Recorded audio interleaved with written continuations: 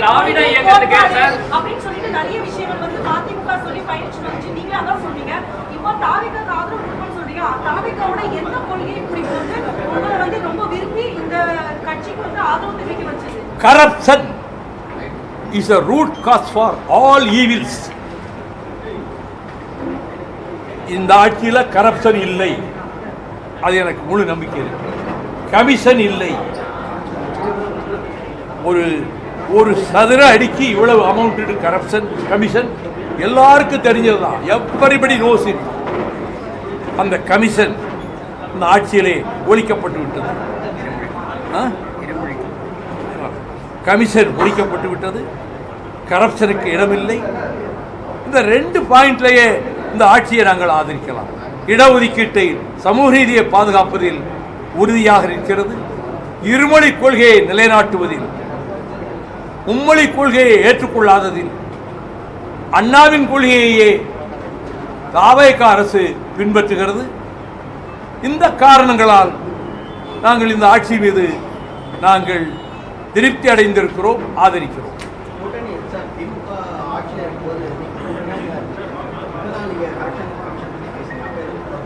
என்னங்க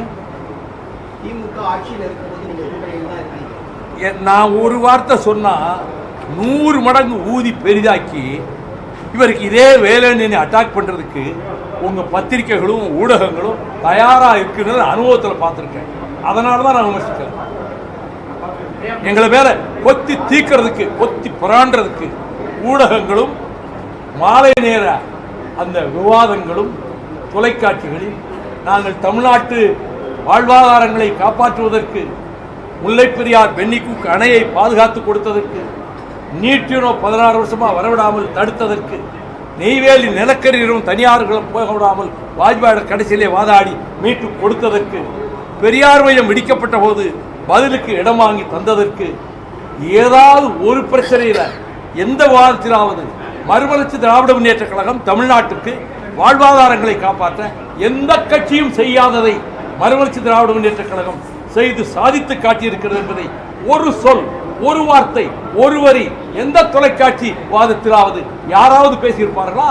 அப்படியே எங்க மேல ஒரு காழ்ப்புணர்ச்சி வைத்துக் கொண்டு எங்களை கொத்தி தீக்கிற மாதிரி வாதங்களை வைக்கிறவங்க மத்தியில் நான் ஒரு வார்த்தை திமுக அரசை பற்றி கூட சொன்னா அதையே ஊதி பெரிதாக்கி இவர் குழப்பம் உண்டு கொண்டாரு கூட்டணிக்குள்ள ஆட்சிக்கு விரோதமா சொல்லுவாங்க. அதுக்கு ஏன் வாய்ப்பு கொடுக்கணும்னு பேசாம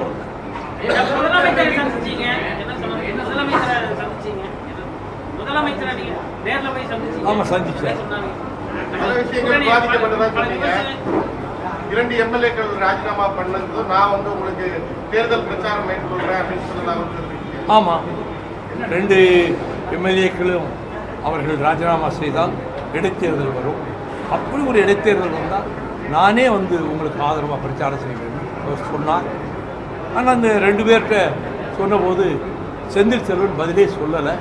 அவர் நேராக திமுக தான் இருக்க போகிறேன்னு போயிட்டார். ராஜேந்திரன் நான் மதிமுகவாக தான் இருக்கிறேன், ஆனால் எம்எல்ஏவாக தொடர்றேன்னு சொல்லி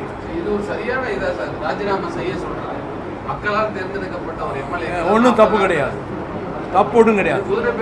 குதிரை பேரம் யார் பண்றா? குதிரை பேரம் நடத்துகிற கட்சி எது? குதிரை பேரம் நடத்தித்தான் இப்ப ஒரு எம்எல்ஏ கொண்டு போயிருக்காங்களா அவங்க? அது குதிரை பேரமா ஒட்டக பேரமா? குதிரை பேரமா ஒட்டக பேரமா? அதுக்கு பதில் சொல்லுங்க. என் கேள்விக்கு பதில் சொல்லுங்க.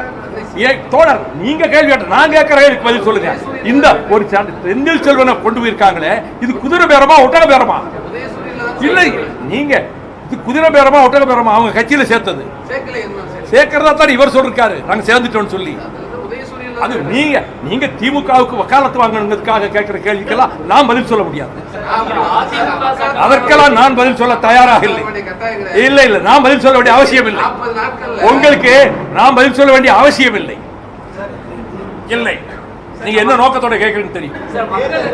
அதிமுக சட்டமன்ற உறுப்பினர்கள் ராஜினாமா செஞ்சிருக்காங்க. பொதுவா மக்கள் என்ன நினைப்பாங்க சார்? ஏன்னா மக்கள் ஒண்ணும் நினைக்க மாட்டாங்க, நியாயம் நினைப்பாங்க. மக்கள் ஏத்துக்கிடுவாங்க.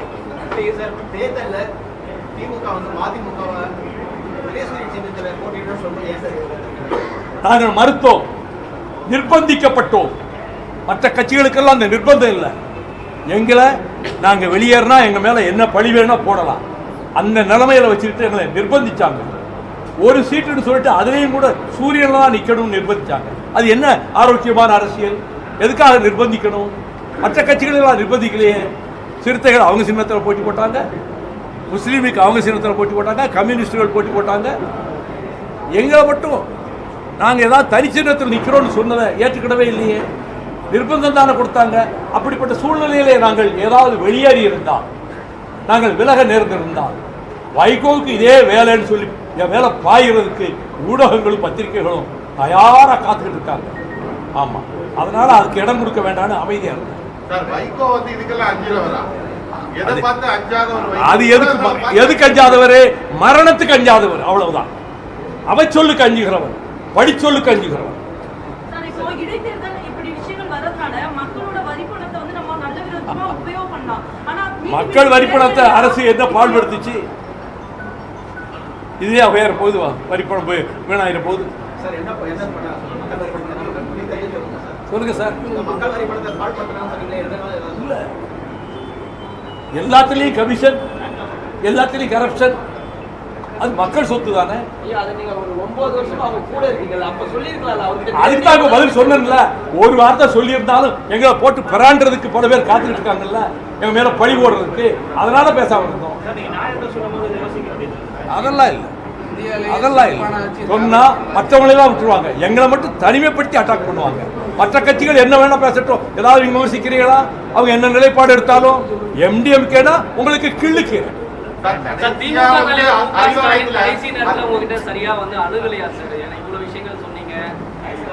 எங்களை சரியாக நடத்தவில்லை.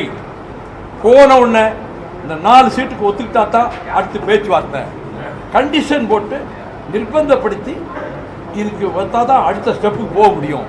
எடுத்த எடுப்பிலேயே நீங்க இதை கையெழுத்து போட்டு ஆகணும், அப்பதான் பேச்சுவார்த்தையை தொடர முடியும். இந்த 4 சீட்டுக்கு மேல ஒரு சீட்டு கொடுக்க வாய்ப்பே இல்லைன்னு ரொம்ப அழுத்தம் திருத்தமா ஆணித்தரமா சொன்னாங்க.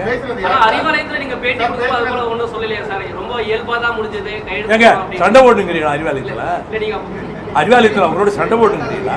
இந்தியாவிலே சிறப்பான ஆட்சி தமிழகத்துல தான் நடைபெறுதுன்னு அன்னைக்கு சொன்னீங்க. அது வந்து அவுட் ஆஃப் கான்டெக்ஸ்ட் அது சொல்லக்கூடாது. எந்த நேரத்துல எந்த பேச்சுல எந்த வரி வந்ததுன்னு எடுத்து சொன்னா தான் முடியும். நீங்க முட்டைக்கட்டையா இப்படி சொன்னா அதை ஏத்துக்கிட முடியாது.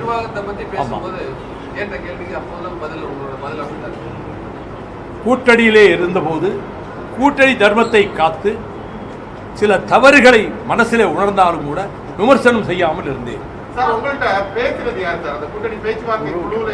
எங்க குழு போச்சு, இல்ல எங்க குழு போச்சு. அவங்க முதலமைச்சர் யார்த்தையும் பேசலையே, அவங்க குழுவை தானே நியமிச்சிருந்தாங்க. அந்த குழு தான் பேச்சு.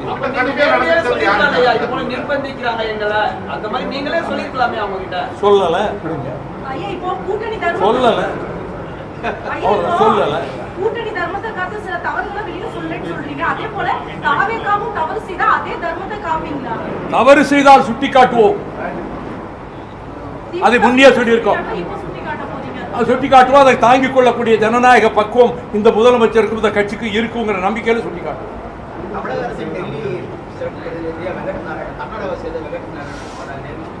அது பற்றி எந்த கருத்தும் சொல்ல நான் விரும்பவில்லை. I don't want to make any comment on that. I don't want to make any comment on that issue.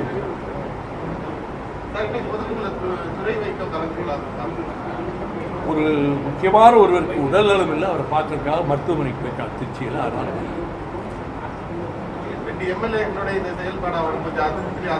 அதெல்லாம் வேண்டியது இருக்கு. அதுக்கு சம்பந்தம் எங்க இல்லை, வாய்ப்பே இல்லை.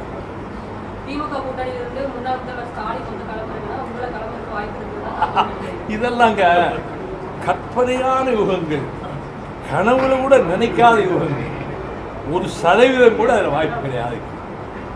வைகோவாவது அங்கே போய் நிற்கிறதா, அதுவும் அவரை அது மாதிரிலாம் தவறு நான் செய்ய மாட்டேன். புதுச்சேரியில கல்யாண நிகழ்வுல கலந்துக்கிட்டப்போ முன்னாள் முதலமைச்சர் வந்து உங்களை கண்டுக்கவே இல்லை, சீமான கையெழுத்து பேசிட்டு இருக்காரு.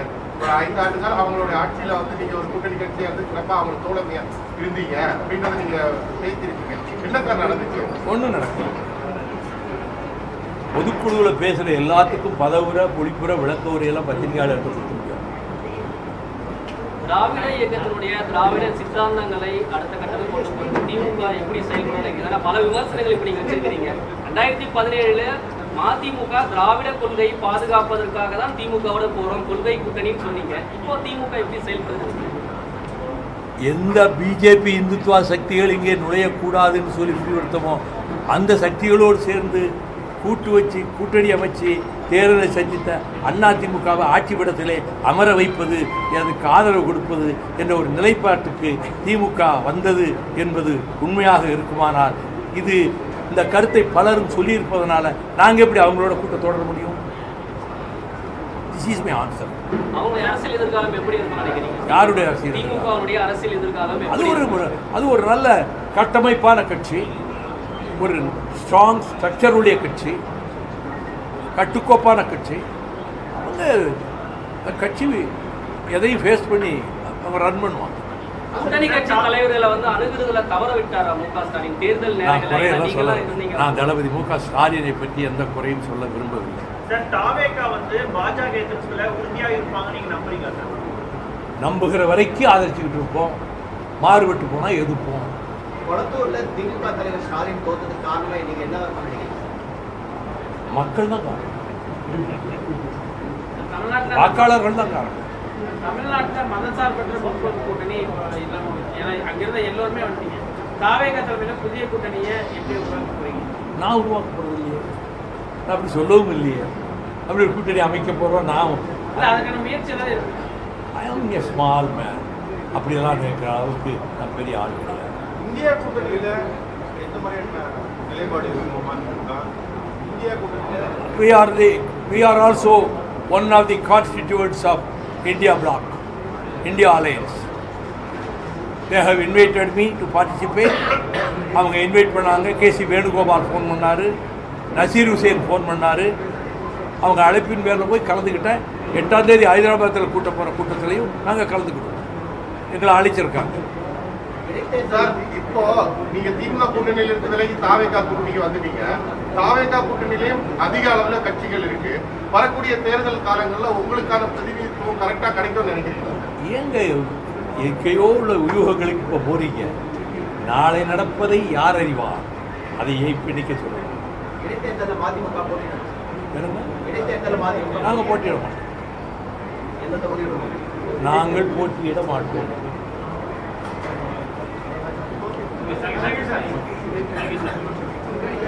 Thank you very much for not putting any more embarrassing questions.